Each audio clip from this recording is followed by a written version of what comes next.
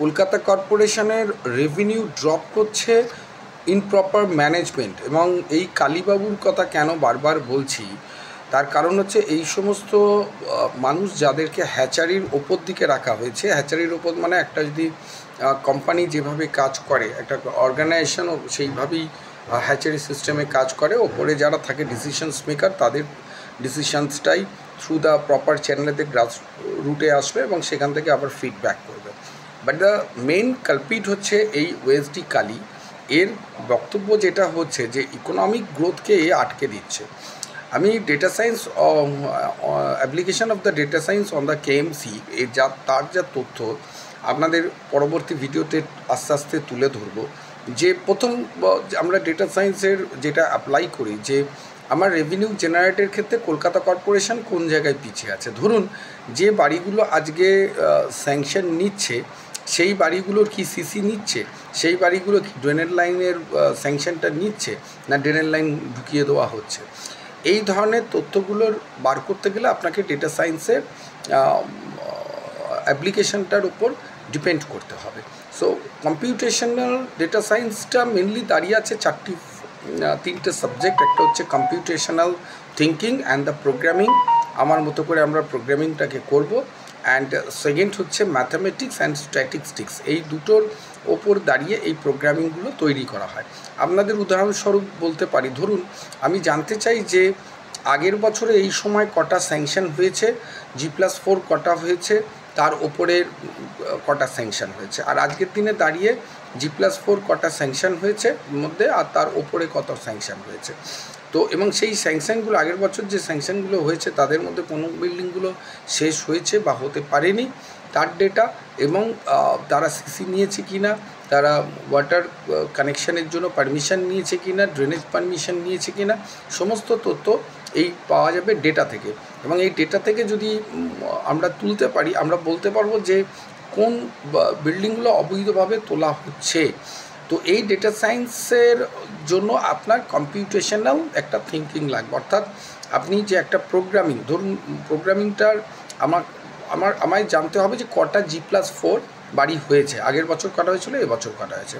So that আমাকে সেগুলোকে micro level টাস্কে ভাগ করতে হবে এবং ডেটাগুলো এক্সট্র্যাক্ট করার জন্য আমি তো একটা দুটো তিনটে চারটে করে কাউন্ট যদি আমরা করতে থাকি তাহলে বছর কেটে যাবে।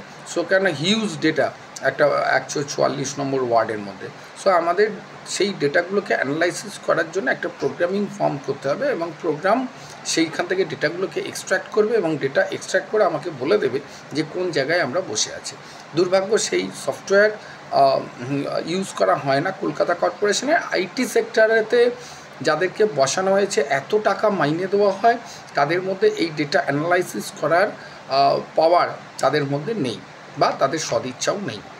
তো এখন যেটা দেখা যাচ্ছে যে ইকোনমিক লস যেটা হচ্ছে সেটা হচ্ছে অপর্যাপ্ত ডেটা, মানে কলকাতা কর্পোরেশনের কাছে কোনো ডেটাই নেই এবং ডেটা না থাকার জন্য কলকাতা কর্পোরেশন একটা লুটপাটের জায়গায় তৈরি হয়েছে। এবং এই লুটপাটের জায়গাটা কে করছে? এই কালীবাবুর মতো লোকেরা করে যাচ্ছে। এবং এই লুটপাট করার কী অস্ত্র হচ্ছে? এ সারাদিন গিয়ে মেয়রকে খালি মেয়রের কান ভাঙানো ছাড়া এর কোনো কাজ নেই। আর এই লোকটির জন্য যেটা হচ্ছে, অনেক অফিসার যারা সৎ অফিসার, ঠিক আছে, তাদের শোকজ খেতে হচ্ছে, সাসপেন্ড হতে হচ্ছে এবং মেয়র তার নিজের পলিটিক্যাল ইমেজ তৈরি করছে আর কালীবাবু তার ব্যাংক ব্যালেন্স বাড়াচ্ছে। সুতরাং এই কলকাতা কর্পোরেশন লুটের কর্পোরেশন করতে দেওয়া যাবে না। আজকে বিভিন্ন ডেটা অ্যানালাইসিস করে আমি প্রায় শকিং যে কিছু কিছু ডেটা এমন অ্যাবনর্মাল ফিচার দেখাচ্ছে যে যেখানে হট করে দেখা গেল যে প্রচুর বিল্ডিং হচ্ছে এবং অনেক বিল্ডিং রেকর্ডেড হচ্ছে না, মানে বেআইনিভাবে বিল্ডিংগুলো হয়ে যাচ্ছে।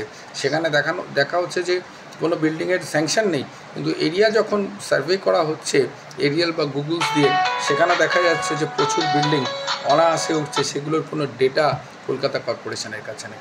তো আজকে এই কম্পিউটেশনাল থিঙ্কিং যে এইগুলো যে ধরা পড়ছে, যেগুলো ডেটা সায়েন্স অ্যাপ্লিকেশনের ওপরেতে, আমি কিছু ডেটা পরের ভিডিওতে দেখাবো আপনাকে বড় এক ওয়ার্ড নাম্বার থেকে, যে কম্পেয়ার করে আপনাকে দেখিয়ে দিতে পারবো যে এই রাস্তার উপর আগের বছরে এই স্যাংশন হয়েছে, এখন এই স্যাংশন হয়েছে।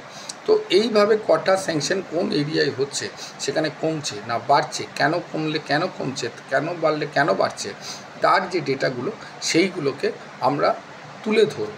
এবং কলকাতা কর্পোরেশন কোনো রেভিনিউ তোলার কোনো জায়গা তাদের ঠিকঠাক করেনি, শুধু বসে কি করে কাটি মারা যায় সেই কাটি মারার কাজ করছে। সুতরাং এই জঞ্জাল মুক্ত ওএসডি কালীচরণকে সরাবার জন্য উদ্যোগ নিন, সবাই উদ্যোগ নিন। যদি উদ্যোগ না নিলে আগামী দিনে কিন্তু ইকোনমিক্যালি ডিজাস্টার আসবে। ধন্যবাদ।